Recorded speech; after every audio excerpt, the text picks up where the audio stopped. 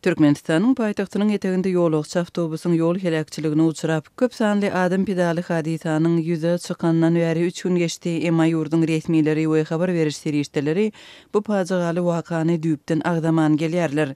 Azatlyk radiosynyň habarçylary şenbe güni 14 aprelde yerli wagt bilen öýlen saat 5 töwereginde Çüli jülgüsiniň golaýynda awtobusyň ýol helakçylygyna uçramagy derarly azyndan 17 adamyň wepat bolandygyny habar berdi.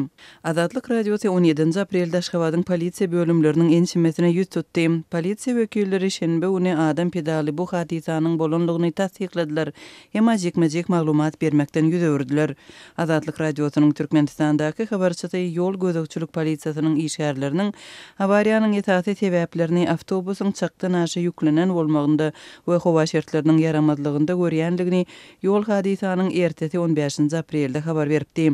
Onun bellemegine göre gara ýoluň taýgançak bolmagy sebäpli içi ýolagçydan hyryndyky awtobusyň sürüjüsi ulaga erk edip bilmän ýoluny ýitiripdir. Netijede awtobus agdarylyp ýoluň gyrasyndaky çukura gaçypdyr. Aşgabatly Sençaman Murat Bogaýew polisiýanyň bu ýol hadisasyny betbagtçylykly waka hökmünde hasap alyp jinaýat işini gozgamandygyny Azatlyk radiosyna aýtdy we häzirki wagtda Gökdere barýan ýoluň açylandygyny habar berdi. Şenbe günkü ýol betbagtçylygynda yaralanan adamlar barada takyk maglumat bolmady. Şaýatlaryň Azatlyk radiosynyň habarçysyna gürrüň bermegine görä ýol hadisasyna uçuran ýolagçylaryň ençemesi keselhana eltilipdir. Ýol helakçylygyna uçuran awtobusyň diňe oturmak üçin 27 sany orun göz öňünde tutulan Hyundai kysymly ulag bolanlygy aýdylýar. Azatlygyň söhbetdeşleri awtobuslaryň örän seýrek gatnaýanlygy sebäpli oňa adatça köp ýolagçynyň münýänligini aýdýarlar. Aşgabatdan 20 kilometrden gowrak uzaklykda ýerleşýän Çüli jülgüsiniň häzirki ady Gökdere bu meşhur diňjalaş zowlagy Aşgabatyň Arçabil etrabyna degişli.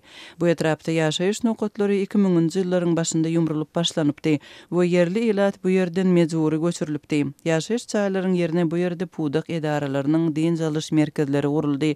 Şeýle-de Gökderede ýurdun çağılar üçin niýetlenen diňjalaş merkezleriniň tas ählisi ýerleşýär. Azatlyk radiosynyň habarçylary häzirki wagtda Çüle esasan dürli pudaklaryň işgärleriniň şeýle-de köp bolmadyk syýahatçylaryň hem alpinist toparlaryň gatnaýanlygyny aýdýarlar. Aşgabatyň etegindäki ýol hadisasynda helak bolanlaryň arasynda daşary ýurtlaryň bolup bolmazlygy hem ma'lum edilmedi. Emma olaryň arasynda orsiýetiň raýatlarynyň bolmanlygyny Orsiýetiň Aşgabatdaky ilçehanasynda Azatlyk radiosyna aýtdylar. Türkmenistanyň häkimetleri we habar beriş serişdeleri ýurtda bolýan ýol helakçylykları barada habar bermeýärler. Mundan öň 9 fevralda Aşgabat Balkan asfalt ýolunda Türkmenbaşy şäherinden ortaça 80 kilometr uzaklykda ýerleşýän Belek şäherçäsiniň golaýynda mikroawtobus bilen ýeňil ulagyň ýol helakçylygyna uçramagy derarly azandan 4 adam öldi we başga-da 10 golay adam yaralanypdy. Türkmenistanyň resmileri we mediasy şol ýol betbagtçylygy hakynda hem dil ýarmandy.